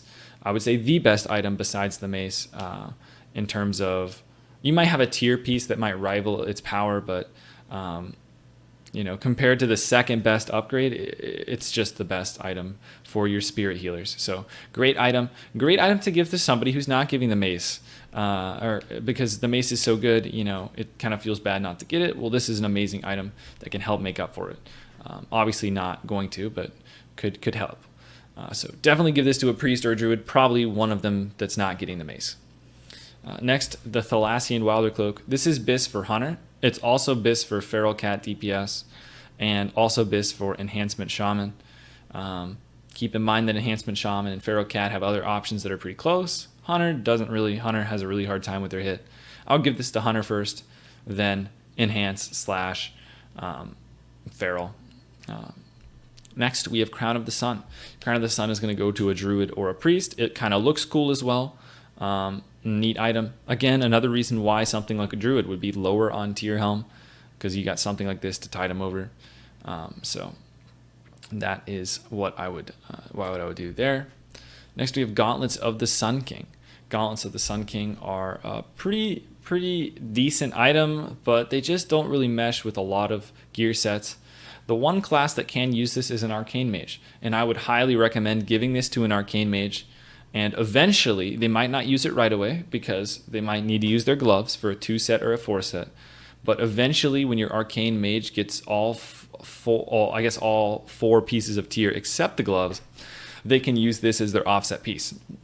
This is what's going to help prevent you having to give an arcane mage the Vashj chest, which you want to give to warlocks instead. So give this to you could give it to biggest upgrade if no one can really use it at that moment in time, but I would give it to an arcane mage, and they're the class that can use this item the best. Next, leggings of murderous intent. These are best in slot for your hunter and your warrior. Some lists are going to list this as bis for Ret. Ret does have other options. Some lists are going to show expertise items being higher. So I would tend to give this to hunter, then warrior, then Ret, because again, it's kind of up in the air whether or not this is bis even for Ret. But yeah, give it to hunter, then warrior, then Ret. A survival hunter can pass these and go for the tiered legs instead. Next, we have the Sunhawk leggings. Sunhawk leggings are really good. They are, and again, just to mention, the reason why warriors are below hunters is because warriors can use the Greaves of the Bloodwarder, which are almost the same thing, very close in power, and would be much tankier. So that is one of the reasons why right there. On to Sunhawk leggings. These are bis for your paladin and for your Resto Shaman. They are better for Resto Shaman, so they should go to Resto Shaman first. So Resto Shaman before Holy Paladin. Next, we have the Royal Gauntlets of Silvermoon. These technically are not considered bis by many lists. They are outright best in slot for warrior in if you add up the stats. It's just like, for example, if you go to the Wowhead bis list, they're telling you not to use the gloves and to use engineering goggles with the foreset, whereas the Royal Gauntlets of Silvermoon are actually better. It's just, if you decide to use Royal Gauntlets of Silvermoon as a protection warrior, it forces you to use the tier helm, which costs your guild a tier helm. So just keep that in mind. This item is insane and very good. It's just can be a little awkward to work into some sets. I would give it to whoever tank actually plans on using it. Probably Prot Warrior before Prot Pally, because Prot Pally is going to get those nice tier gloves. But actually an insanely good item. Crazy amount of stamina, very good for mitigation, good for a mid set. Your tank should want this nevertheless, even if they're not going to use it in like their threat sets or anything like that. Great item though. On to the Ranger General ring. So this ring is best in slot for pretty much every physical DPS. A lot of them consider this ring better than even the ring from Hydros, the Ring of Lethality. So I would, again, just like I said, the Ring of Lethality should go to the agility users. The Band of Ranger General should go to the people that do not use agility. So this should be going to Warrior. This should be going to Enhancement Shaman. You can give it to a Rep Paladin. Sometimes Rep Paladins don't need the hit, so just double check if they need the hit or not. But yeah, definitely Warrior and Enhanced Prio on this one, followed by really whoever would want it. Now, I would caution against giving this to a Hunter, because Hunters can only use one hit ring. They do not have the ability, they get too much hit from their gear set. They can't use 2 hit rings. If you give a Hunter 2 hit rings, if you give him the Band of Ranger General, just make sure that you've got plenty of people that are going to use the Ring of Lethality. So for that reason, I would recommend giving 1 Ring of Lethality to Hunters and not giving them Band of Ranger General.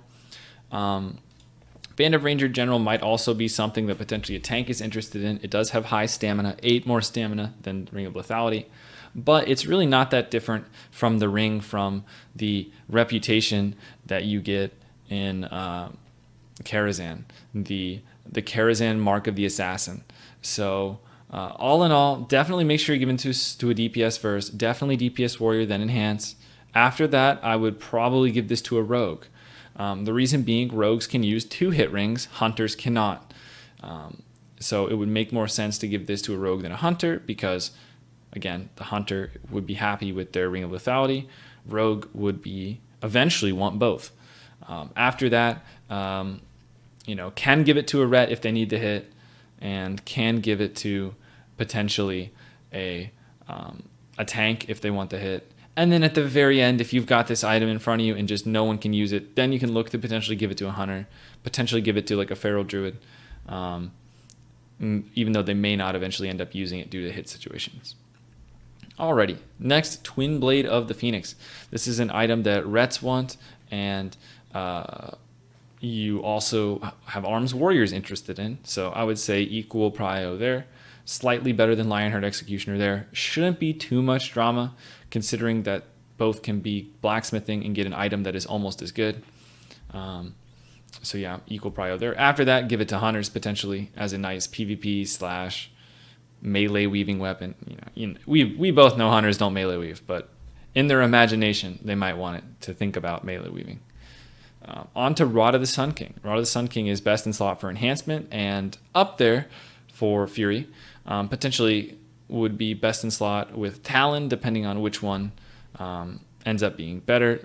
According to the Warrior Discord, it seems to be very close between the two. So definitely give to your enhancement first because it's outright BIS and they don't have as much flexibility to use Talon, whereas the Warrior does have the ability to use the Talon.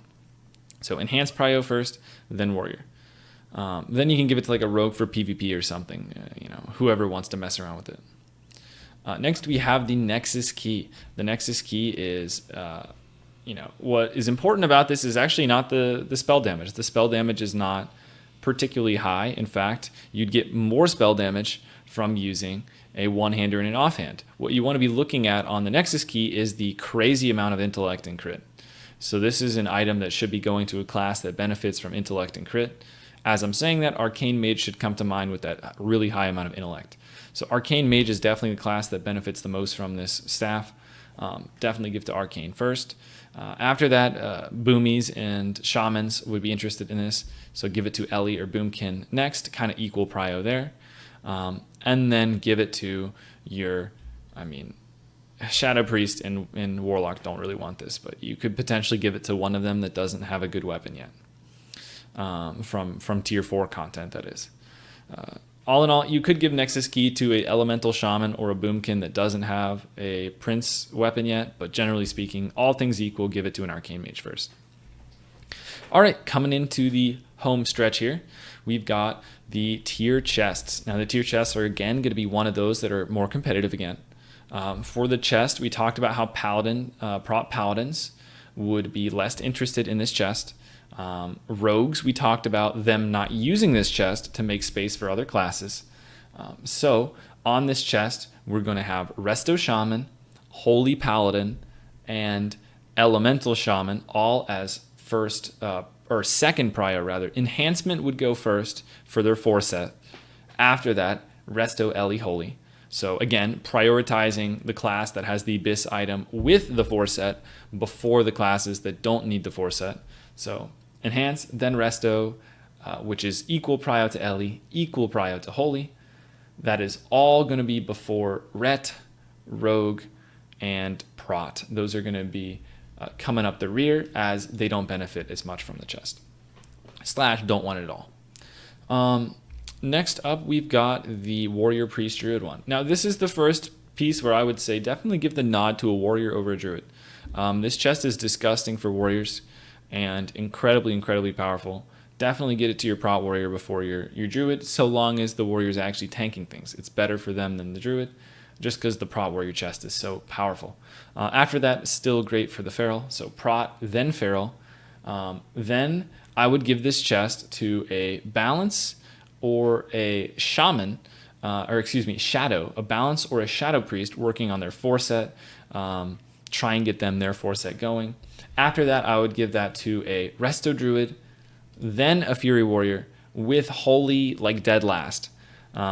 Again, even though it is best in slot for Holy, we put them dead last because they can use the Primal Mooncloth chest still. It's very close, and they can get their 4 set from other 4 pieces. They're already getting a plenty of tier. Next, we have got the easy token. Mage, Hunter, and Warlock. Prio, once again, Mages first, then Hunters, Warlocks last. Warlocks are last because they're getting the Vashj just. So that is it for the tier. On to Ashes of Valar. I don't have much to say here. Don't have many tips for Ashes of Valar. I could, maybe tell people that are druids. They can go get Flight Form, convince them not to roll on it. That's not going to work. But yeah, don't have much suggestion on Ashes of Valar there. I'll let you figure that one out.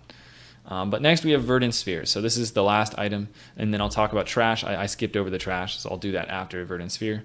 So Verdant Sphere is like the Magtheridon helmet, or the Magtheridon head, rather, or the Onyxia head. It's one of those items that's going to drop every single raid. A player can complete once, and you have to decide which person in the guild is going to get the item and turn it in that week. So this is going to be one of those items that a lot of people want. Not everyone is going to get before, in all likelihood, before tier 6 content comes out. So you want to be careful with who you give this to. Give it to the people that benefit the most.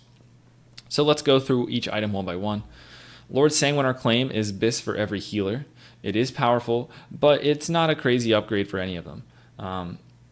It is. It's nice, but it's nothing amazing, right? The Telonicus Paladin of Mayhem.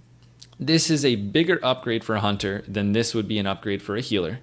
So this is a more powerful necklace. You might see interest from enhancement. I wouldn't give it to him. It's very minimal. You might see interest from a feral. Could give it to him. I probably wouldn't. Feral tanks probably would make more use out of something that has hit on it.